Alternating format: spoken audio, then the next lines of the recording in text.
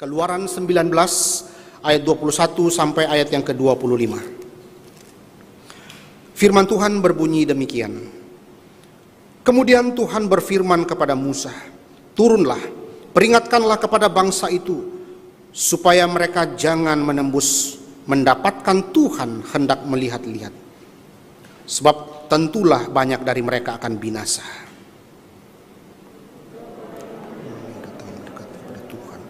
Haruslah menguruskan dirinya supaya Tuhan jangan melanda mereka. Lalu berkatalah Musa kepada Tuhan, "Tidak akan mungkin bangsa itu mendaki gunung Sinai ini, sebab Engkau sendiri telah memperingatkan kepada kami. Demikian, pasanglah batas sekeliling gunung itu dan nyatakanlah itu kudus."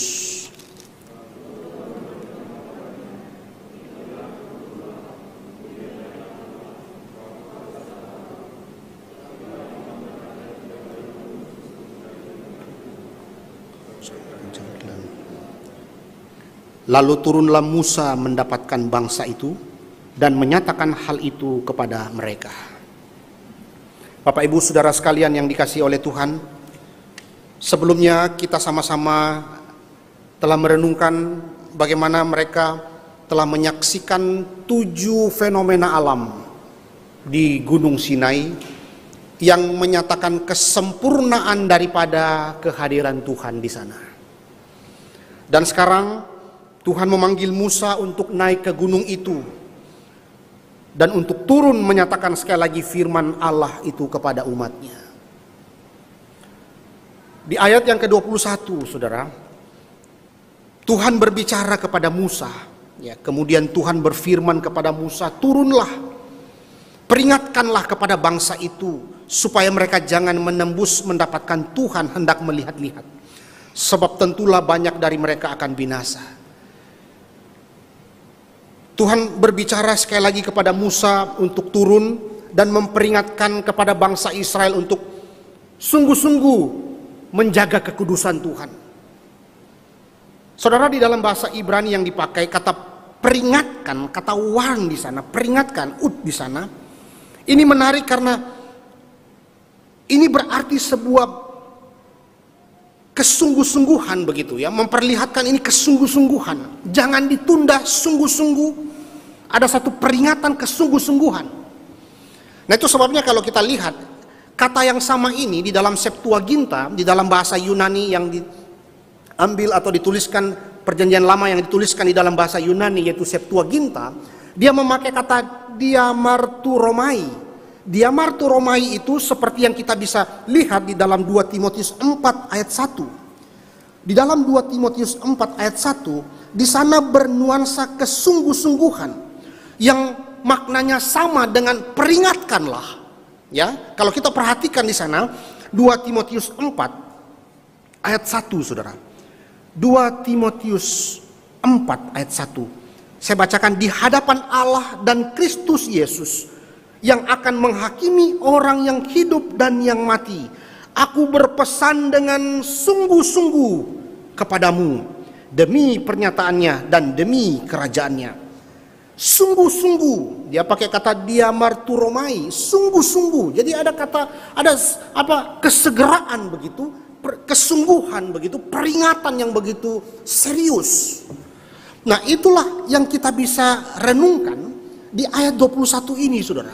Bagaimana Tuhan yang sedang menyatakan satu kesungguhannya memperingatkan mereka.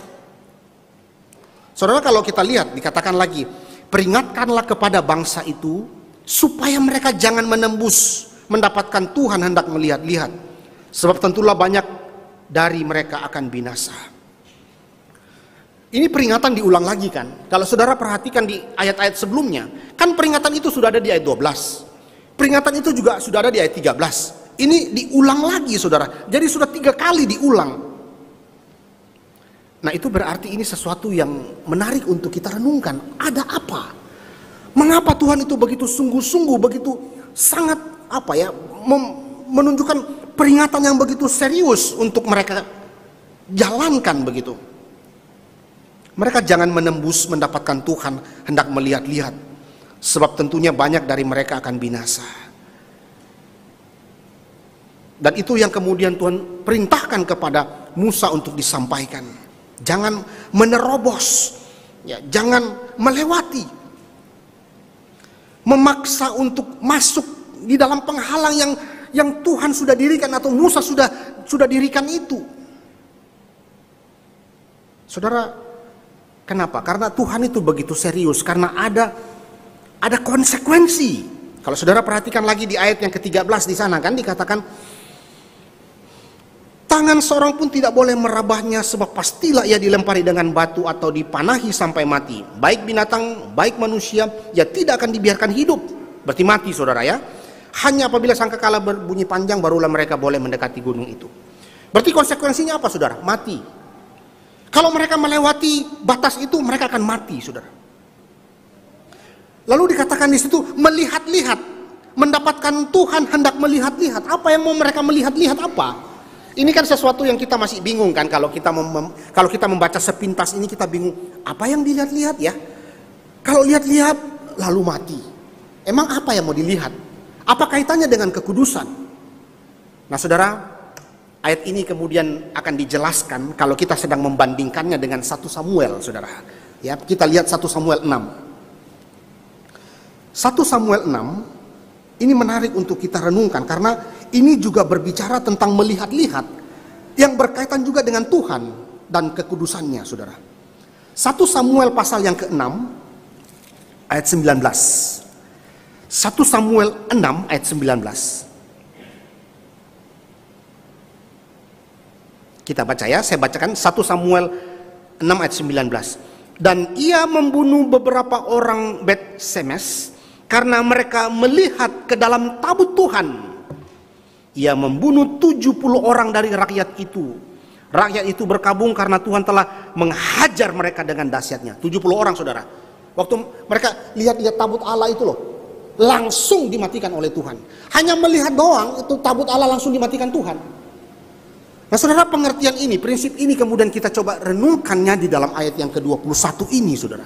Itu berarti bahwa ketika ada satu ya disitulah nanti kita melihat ada kelancangan yang mungkin bisa mereka lakukan untuk mencoba meraba, mencoba memasuki, menerobos, atau di dalam makna yang kita bisa perluas di dalam 1 Samuel tadi dikatakan bahwa dia mencoba melihat-lihat atau masuk di dalam tabut Allah yang dilarang itu. Itu sebabnya kalau saudara ingat kembali fungsi imam itu apa, saudara? Hanya dia yang boleh masuk ke dalam ruang Maha Kudus, tidak boleh yang lain. Kenapa? Ini sesuatu yang serius kan? Berbicara tentang keseriusan kekudusan Tuhan di sana. Nah, karena itu kita melihat, saudara, seperti di 1 Samuel 6 ayat 19, 70 orang Bet-Semes itu mengalami kematian karena mereka melihat tabut Allah itu. Demikianlah prinsip ini yang mulai ditekankan di dalam ayat 21 tentang keseriusan. Peringatkanlah mereka agar mereka tidak mencoba menerobos, melewati batas-batas itu. Saudara, keinginan tahuan mereka inilah yang menjadi kemungkinannya mereka itu bisa melakukannya. Kalau kita pikirkan lebih lanjut lagi, 3 kali loh Tuhan ulang ini, ayat 12, ayat 13, ayat 21. Tuhan ulang, Tuhan peringatkan lagi mereka. Kenapa, saudara? Kenapa perlu diingatkan? Saudara, itu sebabnya berkali-kali kita juga bisa memperhatikan di ayat Alkitab ada kata ingatlah, ingatlah, ingatlah, ingatlah. Itu berarti apa, saudara? Kenapa? Sama dengan bangsa Israel, bukan? Kita tuh sering lupa. Sama dengan bangsa Israel, kita tuh seringkali juga bisa mengeraskan hati kita terhadap kekudusan Allah. Sama dengan bangsa Israel, kita juga bisa cenderung itu mau coba-coba. Sudah tahu itu dosa, tahu konsekuensi, tetapi coba-coba mumpung dada orang misalnya. Atau apa, saudara?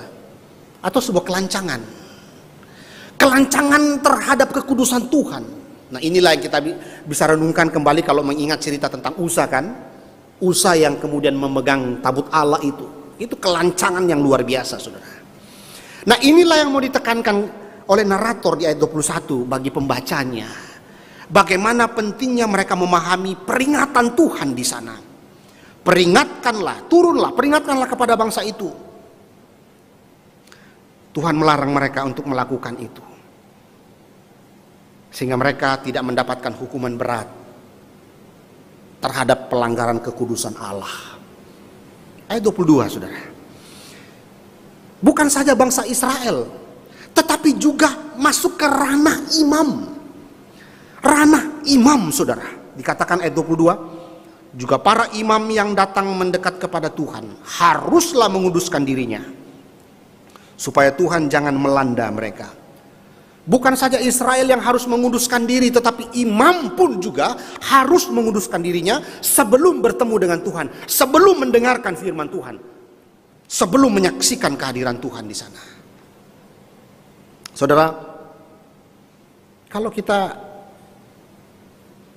renungkan begini, imam itu kan nanti kan biasanya itu di kitab imamat kan, kita renungkan, kita pelajari tentang imamat itu dan sebagainya. Di sini kita melihat, saudara, agak tidak jelas siapa imam-imam itu kan. Maksudnya imam itu siapa? Emang sudah ada imam pada waktu itu? Nah, dikatakan di dalam bagian itu, saudara, para imam. Jadi kelembagaan imam saat itu sudah mulai ada. Tetapi imam itu siapa? Loh, kan keturunan Harun kan yang jadi imam. Lalu bagaimana kita memahami, kan ini belum ada keturunan Harun di sini. Bagaimana memahaminya? Nah, Philip Ryken mengatakan begini.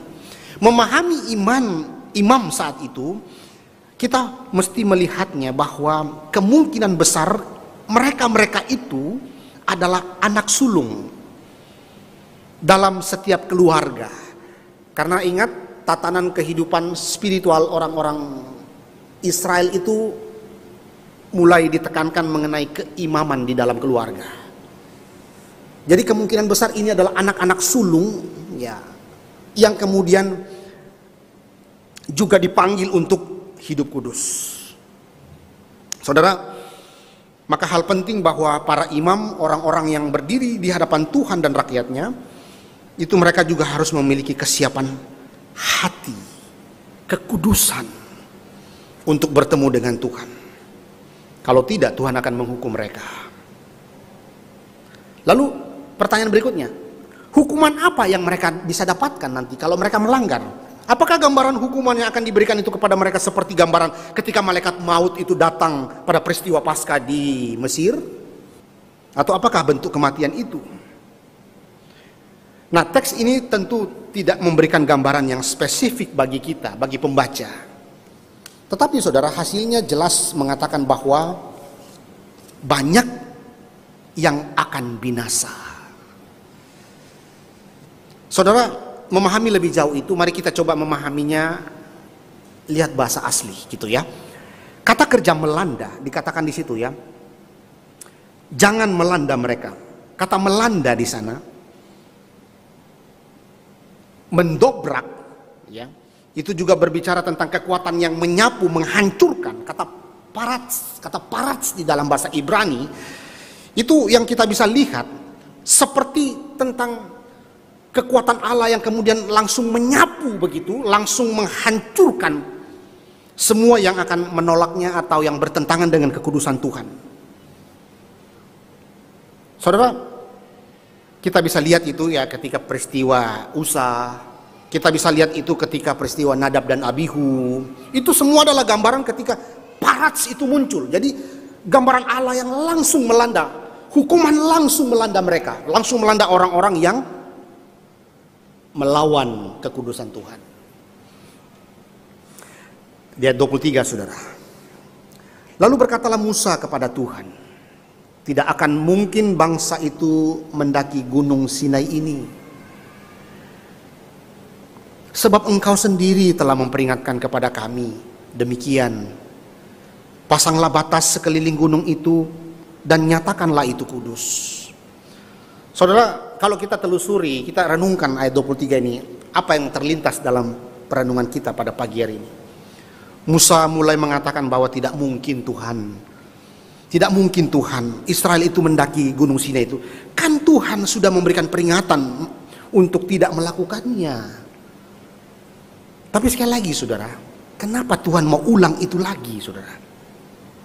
Kenapa Tuhan menegaskan sekali lagi tentang peringatan itu? Nah ini kan yang menjadi topik utama di dalam narasi bagian ini saudara. Kalau kita renungkan, inilah yang kemudian menjadi sesuatu peringatan penting bagi pembaca, bagi Israel, bagi kita hari ini ketika kita sedang membaca tentang peringatan Tuhan di sana. Mengapa Tuhan menegaskan ulang lagi? Sampai Musa kan sudah seperti, Tuhan ini kok kayak nggak percaya sih? Iya Tuhan, kan Tuhan sendiri sudah mengatakannya. Mereka tidak akan melakukannya. Tapi kenapa Tuhan mengulang lagi? Saudara, Tuhan mengenal Israel lebih daripada Musa mengenal Israel. Disinilah kata kuncinya. Musa mungkin mengenal Israel itu secara permukaan, ya ada mungkin beberapa yang dikenal secara pribadi, tetapi Tuhan tentu mengetahui, mengenal mereka semuanya apa adanya mereka. Mereka adalah bangsa yang tegar tengkuk, mereka adalah bangsa yang seringkali keras hati, lancang dan sebagainya. Mereka sudah saudara coba renungkan beberapa peristiwa-peristiwa di padang gurun saudara ya. Bagaimana mereka sudah diberikan pemeliharaan, ada manna tiap hari, ragu lagi. Masuk lagi dalam pencobaan, di padang gurun tidak ada air, ragu lagi, sungut-sungut lagi dan sebagainya dan sebagainya. Lihatlah bagaimana mereka, keberdosaan mereka yang begitu besar. Itu yang Tuhan mau sampaikan kepada Musa, bahwa apa yang Musa lihat beda dengan apa yang Tuhan lihat. Tuhan melihat hati mereka. Musa hanya mungkin melihat fenomena.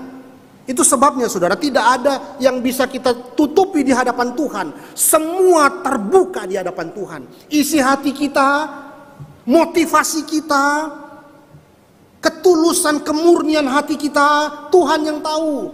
Kita bisa menipu orang-orang di sekitar kita dengan berbagai cara-cara, tindakan-tindakan yang seperti mau menyatakan pembenaran kita, tetapi di hadapan Tuhan yang kudus, semua itu terbuka di hadapan Tuhan. Nggak ada yang tertutup di hadapan Tuhan.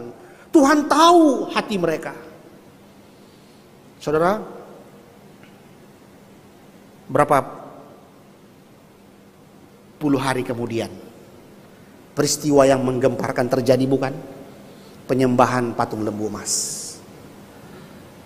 Ini yang Musa mau bela. Mereka sudah tahu Tuhan, kan Tuhan sudah kasih tahu. Tapi Tuhan bilang, peringatkan kembali mereka. Wah, saudara, kalau kita masuk di dalam adegan yang sangat heroik ini, saudara, wah, begitu seriusnya Tuhan memperingatkan mereka, saudara.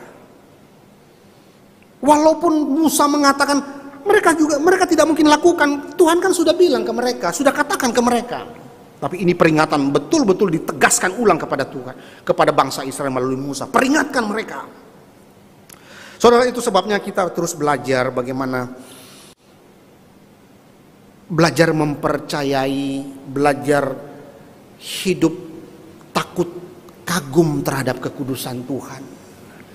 Kita mungkin bisa menipu orang-orang di sekitar kita dengan berbagai kamuflase, kemunafikan, hal-hal yang mungkin kita bisa lakukan. Seperti kita orang yang tak ada dosa, seperti kita orang yang suci tanpa noda, saudara.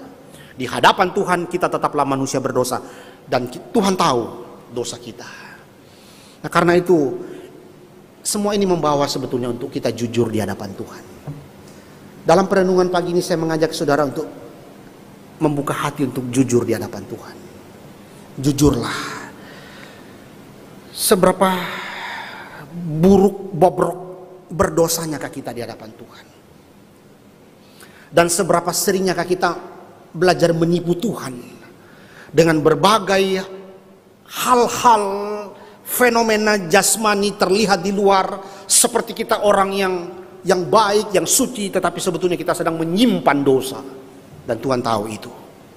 Itu sebabnya peringatan ini mengingatkan kita, saudara. ketika kita sedang melayani Tuhan, ketika kita datang beribadah kepada Tuhan, bahkan ketika kita hidup sebagai gereja Tuhan, anak-anak Tuhan di masyarakat di mana Tuhan percayakan kita.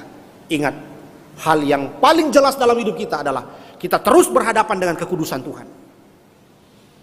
Di kantor kita berhadapan dengan kekudusan Tuhan. Di rumah kita berhadapan dengan kekudusan Tuhan. Relasi suami istri kita berhadapan dengan kekudusan Tuhan. Di gereja, pelayanan, apapun yang kita kerjakan, semua kita sedang berhadapan dengan kekudusan Tuhan. Itu sebabnya kalau diulang, peringatkanlah mereka. Maka bukankah ini adalah sesuatu yang serius? Bapak Ibu Saudara sekalian, itu sebabnya di dalam Mazmur pasal yang kedua, ayat yang ke-11 12. Mazmur pasal yang kedua ayat 11 dan 12. Tuhan mengingatkan kita, beribadahlah kepada Tuhan dengan takut dan ciumlah kakinya dengan gemetar, supaya ia jangan murka dan kamu binasa di jalan, sebab mudah sekali murkanya menyala. Berbahagialah semua orang yang berlindung kepadanya. Bapak Ibu Saudara sekalian, itu sebabnya kita sebagai gereja Tuhan hari ini boleh bersyukur kepada Tuhan. Karena apa yang terjadi di Gunung Sinai itu membuat kita semakin merenungkan bagaimana kita hidup di dalam kekudusan Tuhan. Kita orang berdosa, Allah itu kudus. Bagaimana mungkin kita bisa datang kepada Tuhan yang kudus? Bagaimana mungkin kita bisa berdamai kembali dengan Tuhan karena keberdosaan kita? Yang kita terima hanyalah kemudian penghukuman Tuhan karena ketidaklayakan dan pemberontakan kita.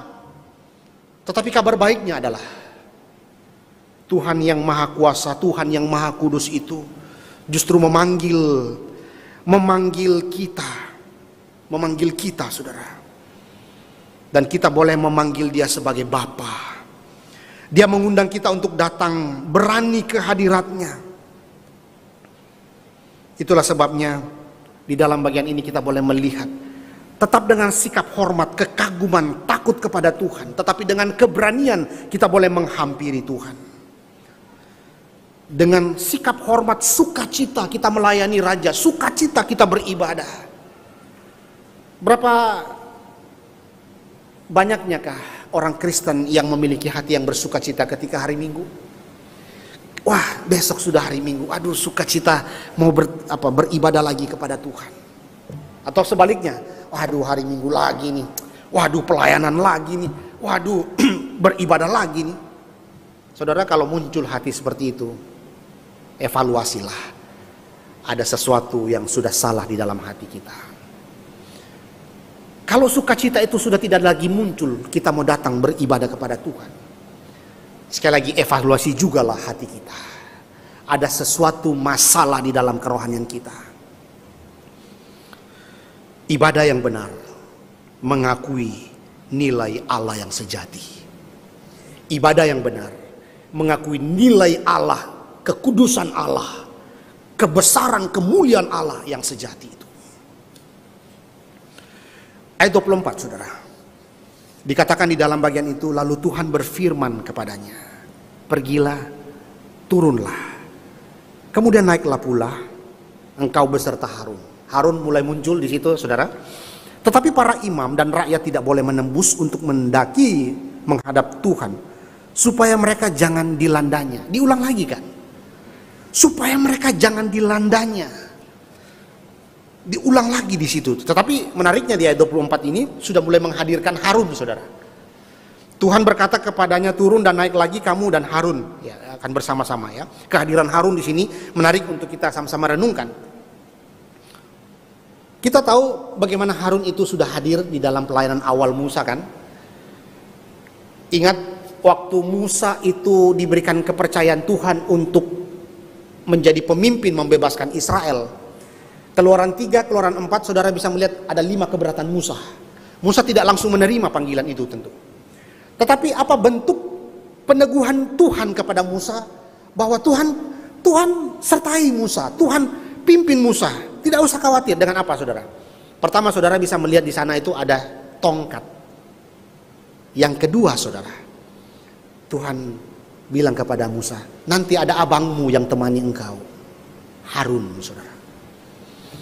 Dan di sini kita lihat peran Harun mulai dimunculkan lagi oleh narator. Dikatakan, ya Musa, engkau beserta Harun di sana.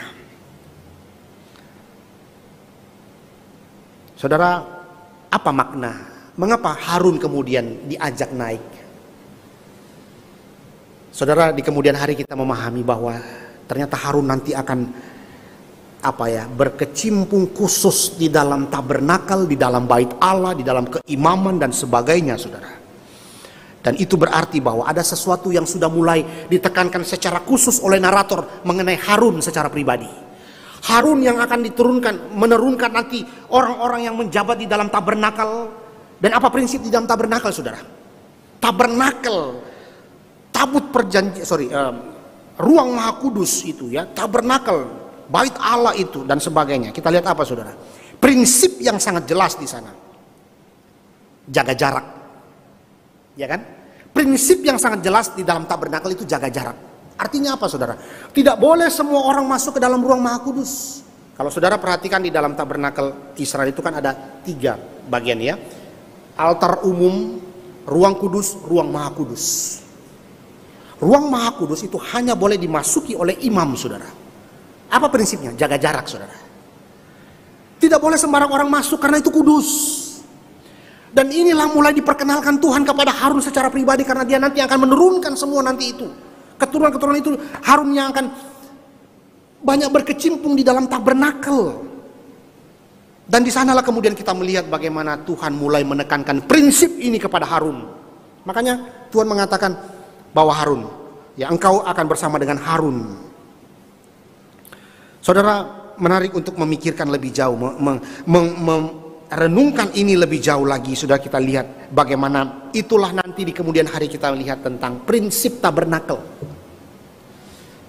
Saudara, David Guzik, seorang teolog, itu juga memberikan satu tanggapan yang menarik, saudara. Di dalam Keluaran 19 menggambarkan kekaguman dan ketakutan yang pasti dirasakan oleh setiap orang Israel di Gunung Sinai. Dan kekaguman itu pula lah nanti, ya, kekaguman itu pula lah nanti yang terus membawa mereka bagaimana bersikap dengan benar waktu beribadah. Cara jaga diri mereka, cara hidup di hadapan Tuhan dan sebagainya. Tetapi saudara, Guzik kemudian mengatakan tidak sekedar kekaguman saja yang menjadi penekanan bagi Israel saat itu. Kekaguman adalah satu hal, penyerahan keinginan adalah hal lain. Sekali lagi, kekaguman adalah satu hal, tetapi penyerahan seluruh keinginan hawa nafsu itu hal lain. Israel memiliki banyak kekaguman, tetapi lihatlah kemudian hari, tetapi sedikit penyerahan keinginan mereka kepada Tuhan. Berapa puluh hari kemudian mereka menyembah patung lembu emas. Saudara, menarik untuk kita renungkan tentang apa yang dikatakan Guzik ini. Kekaguman satu hal, saudara. Tapi bagaimana kita menyerahkan keinginan hawa nafsu kita ditunduk di bawah Tuhan, itu hal lain, saudara. Mari coba renungkan ini dalam kehidupan kita waktu beribadah. Kita kagum, wah tahu. Kita orang reform tahu, Allah berdaulat atas segala sesuatu tahu. Kita mengerti tentang kedaulatan Allah, Allah berkuasa atas segala sesuatu. Bahkan setiap minggu kita menyatakan pengakuan iman rasuli. Aku percaya kepada Allah, Bapa yang Maha Kuasa, Khalik langit dan bumi. Itu satu hal, saudara. Hal lain, bagaimana tindakan kita, bagaimana keinginan kita mau tunduk ketika kita datang beribadah. Apakah kita mau datang dengan membawa segala hawa nafsu keberdosaan kita? Tentu tidak, saudara. Maka kita diingatkan bagaimana kita menyelaraskan antara kekaguman kita itu dengan keinginan kita yang kudus di hadapan Tuhan. Bukan seenaknya saja. Tetapi lebih jauh, saudara, Matthew Henry juga mengatakan begini di dalam ayat ini, saudara. Pertama, dia mengomentari ayat ini dengan mengatakan begini. Dalam hal-hal ilahi, kita tidak boleh ingin tahu lebih banyak daripada yang Tuhan ingin kita ketahui. Sekali lagi, dalam hal-hal ilahi, kita tidak boleh ingin tahu lebih banyak daripada yang Tuhan ingin kita ketahui. Dan Dia telah mengizinkan kita sebanyak yang baik untuk kita. Keinginan akan pengetahuan terlarang adalah kehancuran manusia pertama di Taman Eden, bukan? Mereka mau mencoba mengetahui apa yang tidak perlu mereka ketahui, apa yang tidak perlu tidak usah mereka ketahui. Tetapi itulah kelancangan mereka mau tahu, akhirnya keberdosaan muncul, saudara. Yang kedua, bahaya bagi kita jika kita melanggar batas yang Tuhan telah tetapkan untuk kita dan mengganggu apa yang Dia tidak izinkan untuk kita. Kita harus ingat bahwa Dia ada di surga, kita di bumi. Oleh karena itu kita harus menjalankan dengan rasa hormat dan ketakutan yang saleh di hadapan Tuhan. Saudara, kalimat-kalimat para teolog ini mengingatkan kita sesuatu. Bagaimana ada keselarasan kita kagum dan tindakan kita yang selaras dengan kekaguman itu. Dan bagaimana kita juga dipanggil untuk datang memahami segala kehendak Allah, kekudusan Allah itu sebanyak atau selaras dengan apa yang Tuhan buka untuk kita lihat. Respon kita menanggapi hari Minggu seperti apa? Tuhan undang kita untuk datang di dalam kekudusan, di dalam kita menikmati segala kekudusannya. Bagaimana respon kita? Saudara-saudara sekalian dikasihi oleh Tuhan, itu sebabnya di dalam bagian ini kita melihat pengulangan peringatan-peringatan ini menjadi penekanan yang begitu penting di dalam bagian ini.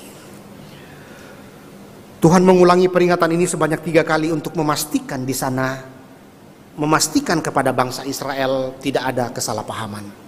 Mereka mengerti betul-betul isi hati Tuhan. Makanya Musa disuruh untuk ulang lagi, peringatkan mereka. Apapun itu alasan bagi mereka, orang Israel, kenapa diulang dan sebagainya. Tetapi satu hal yang mereka harus ingat. Peringatan ini menunjukkan bahwa Allah kudus, mereka berdosa. Itu yang mereka harus terus ingat. Saudara-saudara sekalian,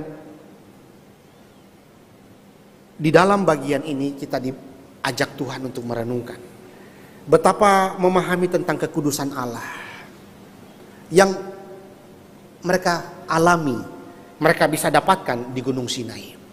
Demikian pula kekudusan Allah juga tetap terus berlaku hingga saat ini.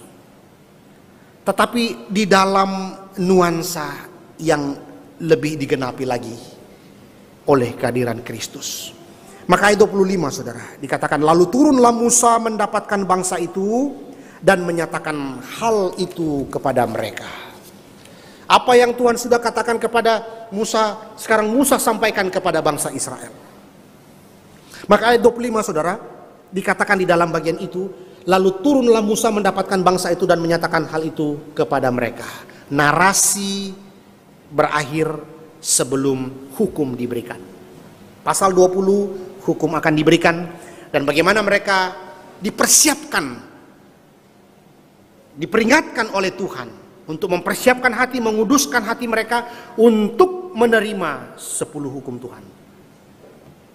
Menarik untuk kita merenungkan tentang perbedaan antara Gunung Sinai dan Gunung Sion. Saudara, mari saya ajak kita membaca dari Ibrani pasal yang ke-12. Setelah kita semua telah renungkan seluruh bagian di pasal 19, maka kemudian kita masuk di dalam closing. Bagaimana memahami tentang Gunung Sinai di dalam konteks perjanjian lama. Dan bagaimana kemudian kita bandingkan itu dengan pemahaman gereja Tuhan hari ini dengan membandingkannya dengan Gunung Sion, saudara. Kita baca Ibrani pasal yang ke-12. Ibrani 12 ayat 18 sampai 24, Saudara. Saya bacakan ya. Ibrani 12 ayat 18 sampai 24. Firman Tuhan berbunyi demikian.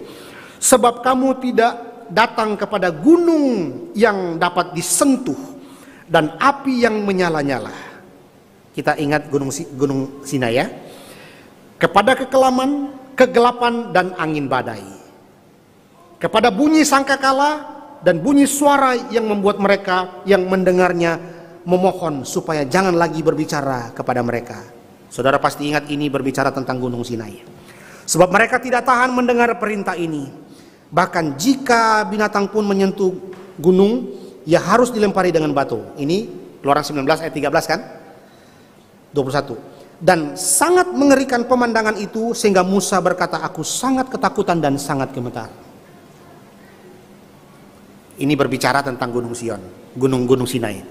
Sekarang kitab Ibrani kemudian membawa kita di dalam peralihan di perjanjian baru. Ayat 22. Tetapi kamu sudah datang ke bukit Sion, ke kota Allah yang hidup, Yerusalem surgawi, dan kepada beribu-ribu malaikat, suara kumpulan yang meriah, dan kepada jemaat anak-anak sulung yang namanya terdaftar di surga, dan kepada Allah yang menghakimi semua orang, dan kepada roh-roh orang-orang benar yang telah menjadi sempurna. 24.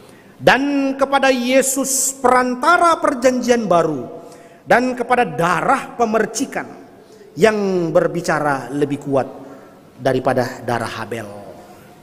Bapak Ibu Saudara sekalian yang dikasihi Tuhan, apa yang kita bisa renungkan di dalam bagian ini, Saudara? Perbandingan antara betapa mengerikan, betapa menggetarkannya gunung Sinai saat itu dengan betapa indahnya gunung Sion. Ada kengerian hukum, ada keindahan kasih karunia Injil. Bapak Ibu Saudara sekalian, karena itu kita tidak boleh datang ke Sion seolah-olah datang ke Sinai.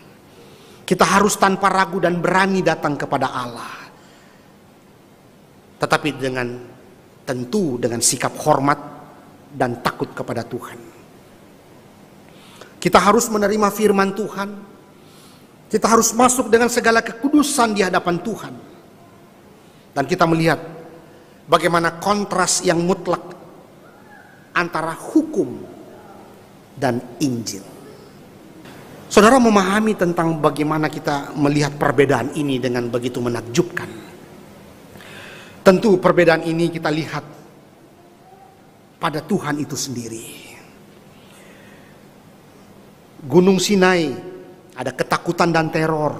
Di Gunung Sion ada cinta kasih dan pengampunan. Di Gunung Sinai ada perintah, ada hukum-hukum.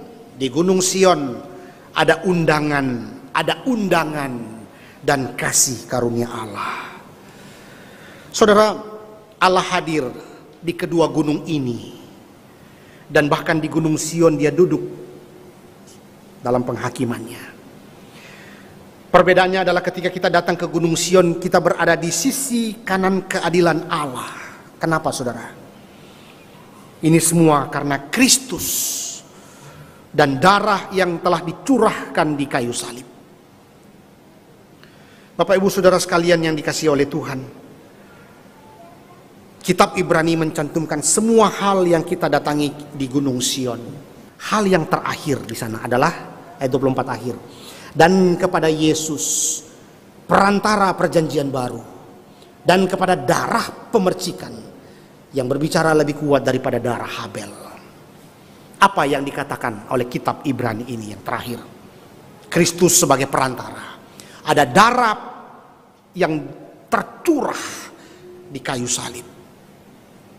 Saudara-saudara sekalian, karena itu kalau kita merenungkan tentang Gunung Sinai, yang terkesan itu teror, yang terkesan itu menakutkan, yang terkesan itu menggetarkan,